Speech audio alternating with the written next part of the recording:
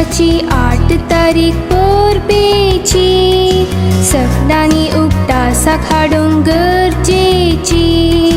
बालक मोरेच्या जन्माच्या फेस्ताची परत परत आचार सुंची.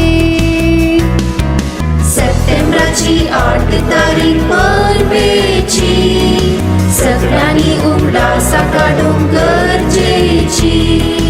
बाळक मोरयेच्या जन्माच्या फेस्ताची परत परत आचार सुंची.